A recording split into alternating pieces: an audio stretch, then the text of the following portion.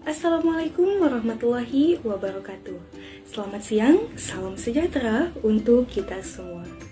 Yang saya hormati Bapak dosen mata kuliah Bisnis Inovasi Perusahaan, dan tidak lupa juga kepada teman-teman semua yang saya cintai, juga saya banggakan. Pertama-tama marilah kita panjatkan puji syukur kehadirat Allah Subhanahu wa Ta'ala yang telah memberikan kita nikmat, sehat, juga keselamatan. Tidak lupa juga sholawat beserta salam semoga tetap tercurah limpahkan kepada Nabi besar Muhammad Sallallahu Alaihi Wasallam. Adapun topik yang akan kami bahas pada kesempatan kali ini yaitu mempresentasikan PowerPoint hasil diskusi kelompok kami yang berjudul Bisnis Inovasi dalam Suatu Organisasi.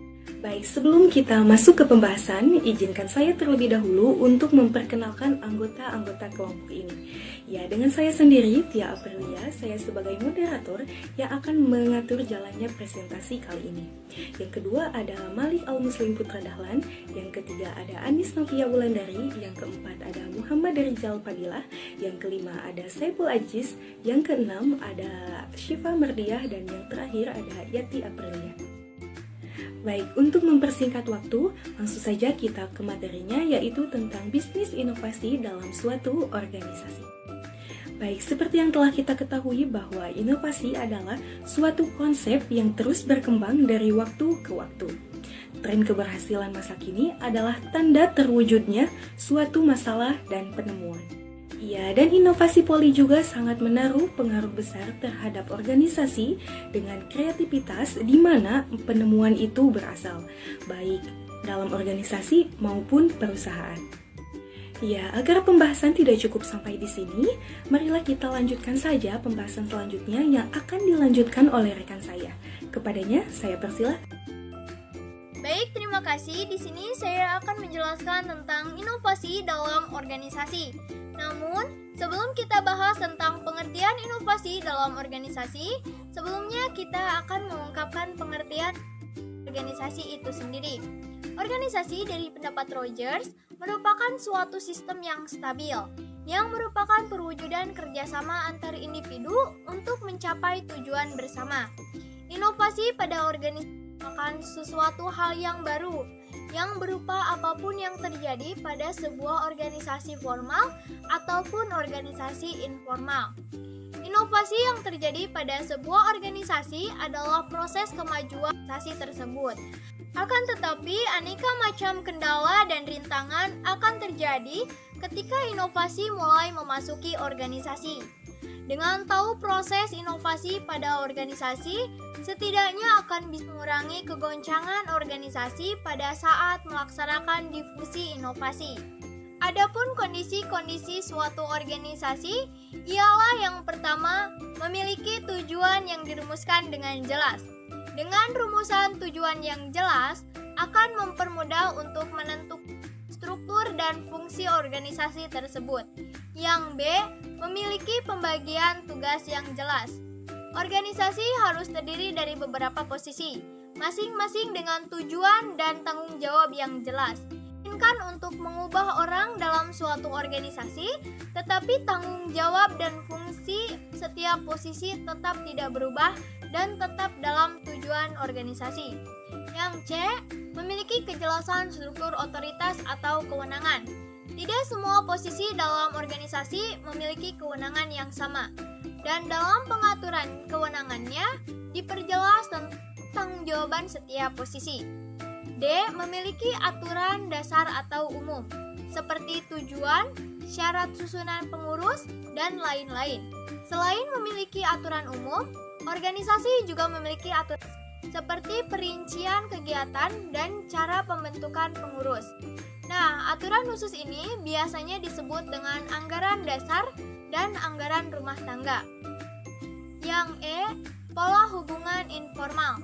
Organisasi yang sangat ketat, penuh menggunakan birokrasi kaku dan sangat formal akan menghilangkan unsur manusiawi pada kinerja antar anggotanya.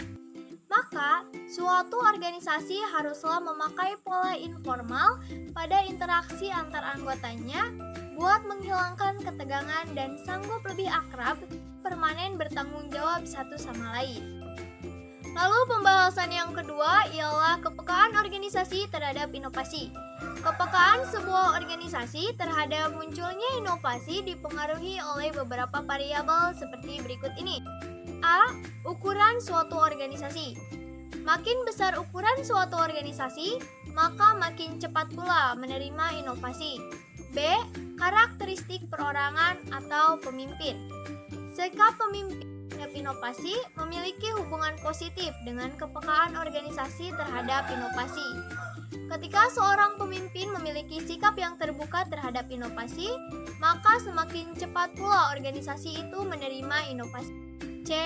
Karakteristik eksternal organisasi.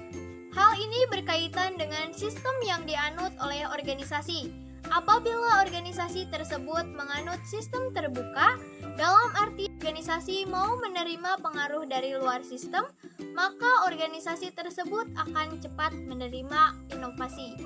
Ada beberapa karakteristik struktur organisasi. Yang pertama, sentralisasi. Kewenangan dan kekuasaan dalam organisasi dikendalikan oleh beberapa orang tertentu. Hal ini mempunyai hubungan negatif terhadap kepekaan organisasi. Yang kedua, kompleksitas. Artinya suatu organisasi terdiri dari orang-orang yang memiliki keahlian dan pengetahuan yang tinggi. Hal ini mempunyai hubungan positif terhadap kepekaan organisasi. Yang ketiga, formalitas. Yang artinya organisasi ini selalu menekankan pada prosedur dan aturan-aturan baku dalam berorganisasi. Hal ini mempunyai hubungan negatif terhadap kepekaan organisasi. Makin formal sebuah organisasi, maka makin sulit menerima inovasi. Yang keempat, keakraban hubungan antar anggota. Hal ini juga jelas mempunyai hubungan positif terhadap kepekaan organisasi. Makin akrab hubungan antar anggota, maka makin cepat organisasi itu menerima inovasi. Yang kelima, kelenturan organisasi. Artinya, sejauh mana organisasi mau menerima sumber dari yang tidak ada kaitannya secara formal. Hal ini mempunyai hubungan positif terhadap kepekaan organisasi. Makin lentur organisasi, maka cepat organisasi menerima inovasi. Adapun beberapa faktor-faktor yang mempengaruhi organisasi dalam mengimplementasikan sebuah inovasi, yaitu yang pertama, life cycle, yang kedua, kultur, yang ketiga, strategi plan, yang keempat, external condition. Untuk pembahasan selanjutnya akan dibacakan oleh rekan saya. Untuk itu dipersilakan. Baik, akan saya lanjutkan. Saya akan membahas tentang keputusan inovasi dalam organisasi. Ada beberapa macam keputusan inovasi dalam sebuah organisasi, yaitu yang pertama ada keputusan otoritas. Dalam keputusan otoritas terdapat dua hal. Yang pertama, keputusan otoritas menggunakan partisipasi anggota organisasi atau pendekatan partisipatif. Yang kedua, ada keputusan otoritas tanpa partisipasi anggota organisasi atau pendekatan otoritatif. Keputusan kolektif. Yang kedua ini ada keputusan kolektif.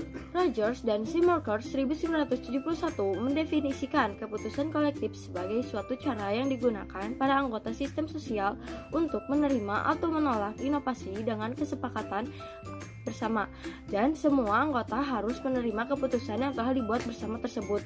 Keputusan kolektif biasanya digunakan untuk organisasi yang dibentuk secara sukarela, misalnya seperti organisasi kesenian atau organisasi olahraga. Baik, saya lanjutkan. Yang keempat yaitu pelaku inovasi bisnis dalam organisasi. Perilaku inovasi menurut West dan Farr dalam De Jong dan Kemp 2003 adalah setiap pelaku individu yang dimaksudkan untuk menghasilkan, memperkenalkan, dan menerapkan hal-hal baru yang berguna pada tingkat lainnya dalam organisasi.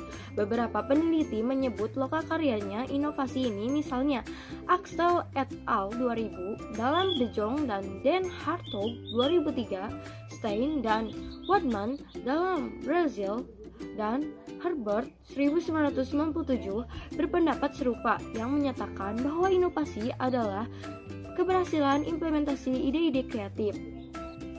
Breed dan Breedman 2003 menyatakan bahwa ada dua dimensi yang mendasari pelaku inovasi, yaitu kreativitas dan pengambilan risiko. Begitu juga dengan pendapat Amabile et al. Dalam De Jong dan Kemp 2003 bahwa semua inovasi dimulai dengan ide-ide kreatif. Kreativitas adalah kemampuan untuk mengembangkan ide-ide baru yang meliputi 3 aspek, yaitu keterampilan berpikir fleksibel dan imajinatif, serta motivasi intrinsik. Menurut Breed dan Breedman 2003, selama inovasi, individu muncul dengan ide-ide baru berdasarkan proses berpikir imajinatif dan didukung oleh motivasi batin yang kuat. Namun seringkali proses inovasi berhenti dengan generasi ide kreatif dan ini tidak dapat diklarifikasikan ke dalam perilaku. Pembahasan selanjutnya yaitu aspek-aspek inovasi bisnis suatu organisasi. Yang pertama ada pengetahuan baru, yaitu sebuah inovasi hadir sebagai pengetahuan baru bagi masyarakat dalam sebuah sistem sosial tertentu. Pengetahuan baru ini merupakan faktor penting penentu perubahan sosial yang terjadi dalam masyarakat. Yang kedua ada cara baru.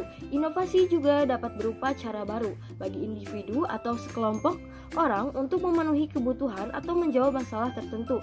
Cara baru ini merupakan pengganti cara lama yang sebelumnya berlaku. Yang ketiga ada objek baru. Sebuah inovasi merupakan objek baru bagi penggunanya, baik berbentuk fisik, berwujud, maupun yang tidak berwujud. Nah, yang keempat ada teknologi baru.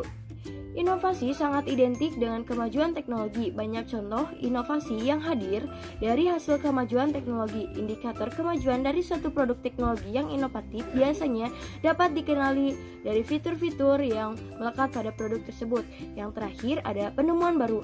Hasil semua inovasi merupakan hasil penemuan baru. Inovasi merupakan produk dari sebuah proses yang sepenuhnya bekerja dengan kesadaran dan kesengajaannya.